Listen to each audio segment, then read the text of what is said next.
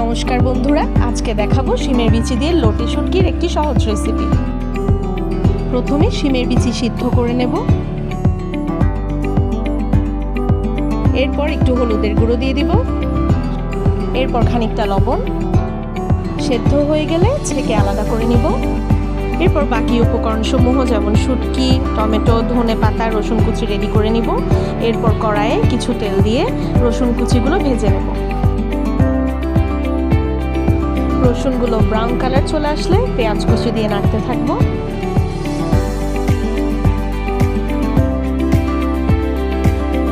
পেঁয়াজও খানিকটা সিদ্ধ হয়ে আসলে হলুদ গুঁড়ো 1 চামচ, মরিচ 2 চামচ দিয়ে এরপর কিছুটা পানি দিয়ে নাড়িয়ে নেব। মশলা কষানো হলে এরপর এখানে টমেটো দিয়ে দিব। টমেটোগুলো কিছুটা নাড়িয়ে চাড়িয়ে এরপর আগে থেকে সিদ্ধ করা লটে শুটকিগুলো দিয়ে দিব।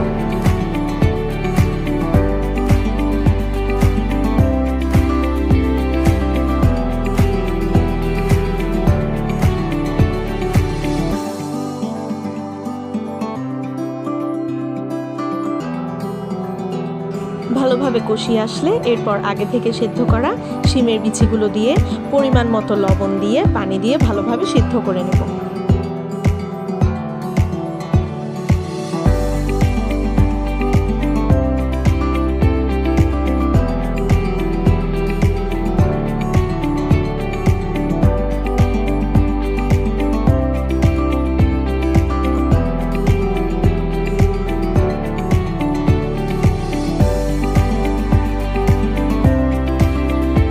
এরপর ধনেপাতা দিয়ে গার্নিশ করে পাত্রে পরিবেশন করলেই রেডি হয়ে যাবে আমাদের শিমের বিচি দিয়ে লটে শুটকি।